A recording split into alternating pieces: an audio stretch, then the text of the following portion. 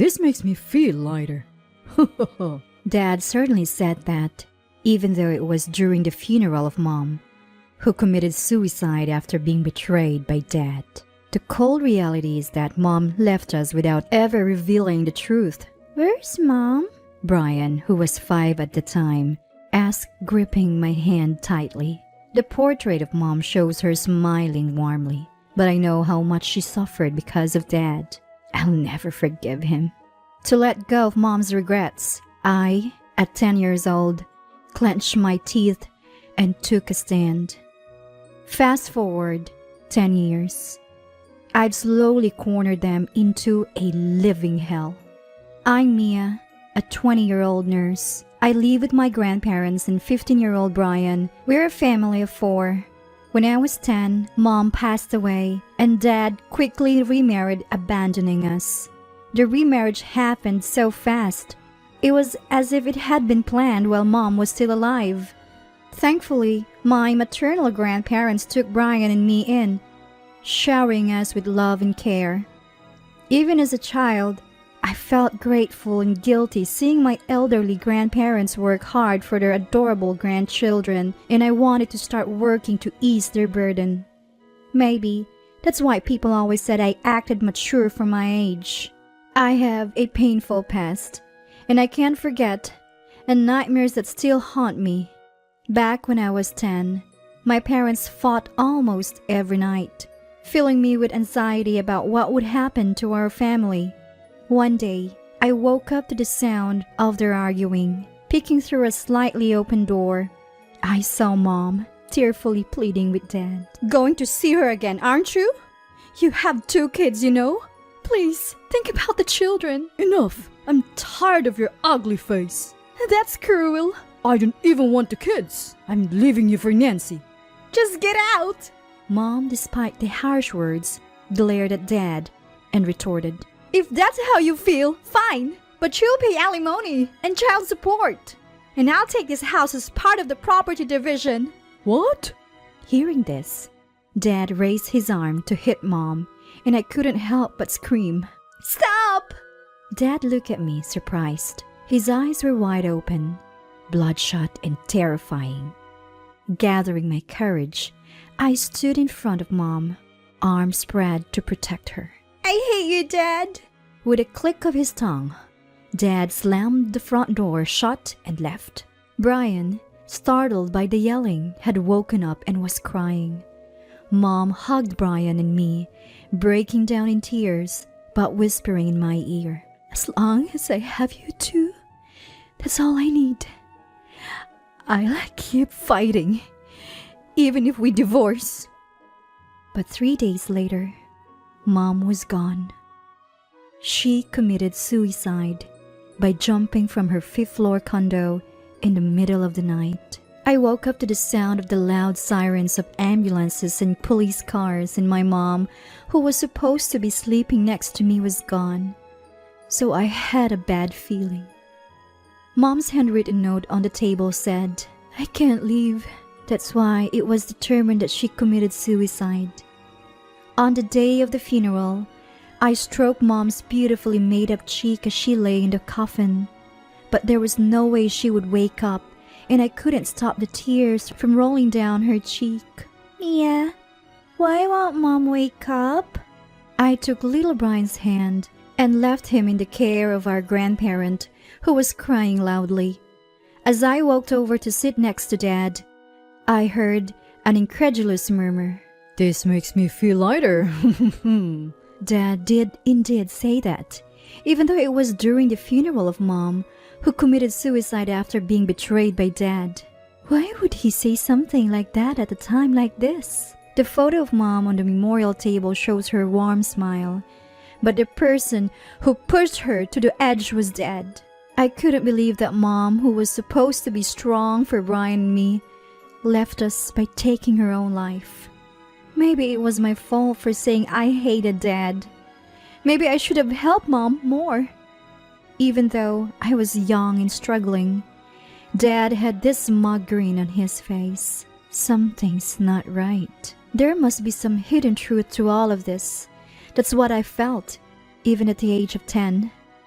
2 months after Mom passed away, Dad introduced us to a young woman. Meet your new mom. Her name is Nancy. Be nice. The woman stared at Brian and me with cold eyes.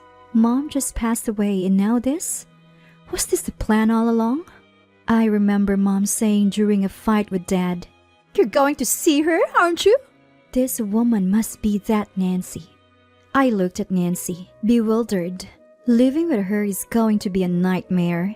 Even those thoughts, I put on my best fake smile and greeted her innocently. "I'm glad to have a kind-looking Nancy as our new mom." But you won't be living with us. You two are going to Grandpa's house.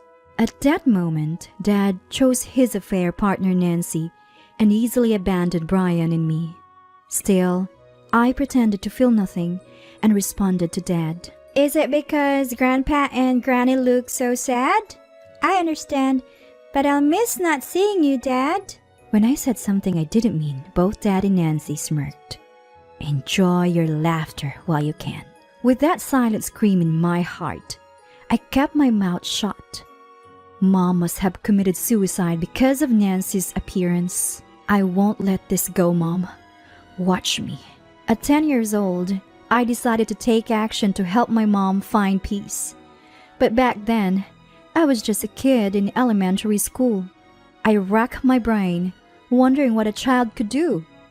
What I should do. First off, while packing to move to my grandparents' house, I also searched through Mom's belongings and Dad's study.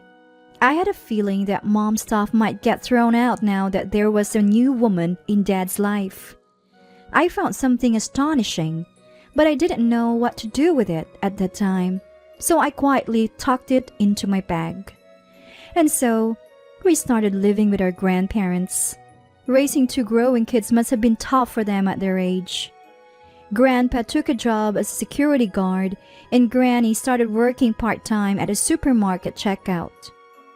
I did my best to help with chores and take care of my brother Brian, but I was limited in what I could do because of school. Seeing my grandparents struggle financially, I remembered Mom saying she would get alimony and child support from Dad when they're fighting before she passed away. If we had that money, it would make life a bit easier for my grandparents. "Hey, Granny, is he paying child support?" What? Kids shouldn't worry about such things. Granny tried to be vague, not wanting to burden me. But when I pressed her, I found out Dad hadn't given us anything. The grandparents thought they had caused Dad trouble by Mom's suicide, so they didn't charge him anything. Even so, dumping his kids and pretending not to know is just awful. "That's unforgivable." I broke open my piggy bank, gathered the coins, and took Brian's hand to board a bus to Dad's office. Once we arrived, we sat down in front of the entrance and started crying. Brian was genuinely scared and crying, but I was faking it. People who looked like Dad's co-workers gathered around and asked, "What's wrong? We came to see Dad. We don't have money, so we don't even have food." The crowd looked shocked, but the most shocked was Dad. Why are you two here? After scrutinizing us, he heard from his co-workers what I had said and started sweating profusely. Fine. I'll give you money now. Go home. "Hey, Dad, what's child support? Is it just $10? Dad, who tried to send us away with just a $10 bill, was met with cold stares from the crowd. No, it's $500. I just forgot to pay Grandpa. "So it's $500 for both of us? That's too little." Whispers like raising 2 kids and $500 these days started circulating. It's $1,000 for both of you. I'll send it now. Go home. "Thanks, Dad. If you forget the child support again, we'll come to your office." From then on, Grandpa received child support every month. Dad, however, became the subject of cold stares at work for abandoning his kids and remarrying a younger woman, and eventually quit his job. He found another job, but it paid less than the previous one. Every time he fell behind on child support, I'd show up at his office, forcing him to change jobs multiple times. each time with a lower salary. The bad rumors about Dad didn't stop at the office. I also took Brian to the homes of Dad's friends and relatives and pretended to cry, saying, We miss Dad. He never visits. Thus, their reputations worsened, and both Dad and his new wife Nancy became socially isolated. But I wasn't done. I frequently took Brian to visit Dad and Nancy's house for a specific reason. What are you two doing here? We miss Dad. Brian hugged Dad, who looked genuinely happy, and let us in. Nancy glared at us, but I pretended not to notice and kept smiling. As soon as I entered the living room, I looked around and acted excited. Mom used to always be here when we were kids. We were all so close. Ah, the cup Nancy is holding. That was Mom's favorite. Nancy put the cup down with a disgusted look and never used it again. We started bringing gifts for Father's Day, birthdays, and Valentine's Day. As we visited Dad regularly, the tension between him and Nancy escalated, and we could sometimes hear them arguing. That was my goal. Once Nancy shoved me so hard, I scraped my knee. I exaggeratedly cried out, Dad, help! which led to another big fight. Time passed, and I turned 18 and graduated high school. I had received the child support Mom mentioned, but the $20,000 in alimony from the divorce was still pending. So I decided to make sure Dad kept his promise to Mom by getting that money in another way. Thanks to Dad, I graduated high school. Here's a thank you gift. Congrats on graduating. What's this? It's a picture frame with a photo of Dad and me smiling. The photo was taken by Brian just the other day. I'm touched. I'll put it right here. With that, Dad placed the photo frame next to the living room TV. Actually, Dad, I have a favor to ask. I told him that I wanted to go to nursing school after high school and needed $20,000 for it. I want to become a nurse. I think it would be helpful when it's time to take care of our family. I was thinking of our grandparents, but Dad seemed to assume I'd be taking care of him in his old age. He transferred $20,000 from his savings to my bank card, and I was able to cover my tuition and become a nurse 2 years later. I later found out that divorce settlements and tuition are treated differently, but at the time, I was just happy Dad paid. Now, I'm 20 years old, and it's been 10 years since Mom passed away. Brian and I visited Mom's grave and paid our respects. Mom, it's been a long wait. But the day to let go of your regrets has finally come. Watch over us. Brian, standing next to me, nodded in agreement. He's grown so much, even surpassing my height.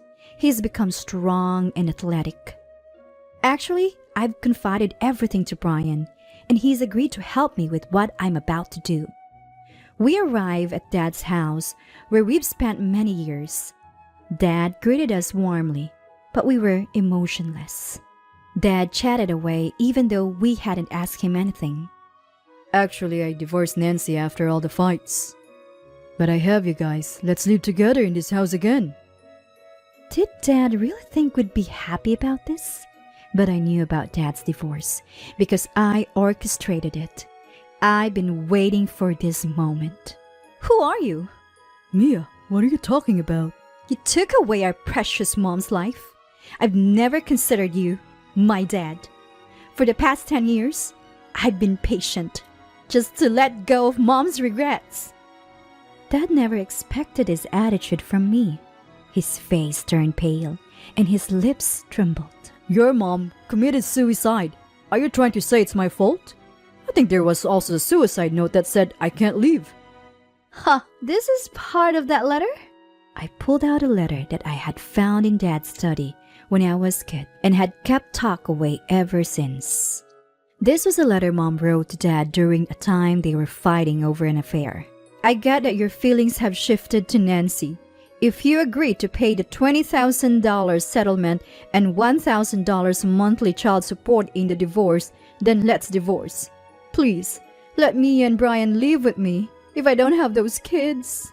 This letter is torn off here and missing. The next part probably said I can't go on living, didn't it? When did you? I couldn't find it no matter how much I looked after it went missing. Did Mia hide it? There's no way Mom would leave us and commit suicide. I've always thought that. At that time, I was convinced when I saw this. It was your doing after all. When I presented him the evidence, Dad, who was at a loss for words, suddenly burst out into a disgusting smile. Even if the will was a fake? Isn't it true that Mom committed suicide? Still trying to deceive us? I know what you did, Dad. What? That I killed Mom? There's no evidence anywhere, right? That's what proved it. I pointed to a picture frame next to the TV. It had a hidden camera that sent data to my mobile phone. I took out my phone and played a video. It showed Dad and Nancy in a heated argument before they broke up. In their conversation, they exposed everything. I pushed my wife off the condo to be with you. And I even helped by grabbing her leg. Nancy also furiously accused Dad. You liar! You said we wouldn't have to pay any settlement or child support if she was gone. Mia, what are you doing? Hand it over. Dad, his face red and eyes narrowed, looked demonic as he approached me. Stop! Get your filthy hands off Mia. Brian, now strong and sturdy, twisted Dad's arm. Oh, let go. It hurts. I'll do anything. Just forgive me. Dad knelt down, crying and begging for forgiveness. But there was no way we couldn't forgive him. If you'll do anything, then bring our kind Mom back. Kind? My foot. She just nagged me for having a little affair. You're still saying that? Then let's settle this with the police. Hearing the word police, Dad's face changed. Wait, please, not the police. I'm sorry. I really am. After that, Dad and Nancy were arrested for taking Mom's life. During police questioning, they blamed each other and all the facts came to light. The two, showing no signs of remorse, will likely spend a long time in prison. Even if they get out, they've been fired from their jobs and disowned by their families. No one will associate with them. I'm working hard as a nurse, living peaceful and fulfilling days. Brian is studying hard, saying he wants to become a detective who protects the weak from the wicked. Since I'm also working, we've asked our grandparents to take it easy, and we plan to live happily as a family of 4 from now on.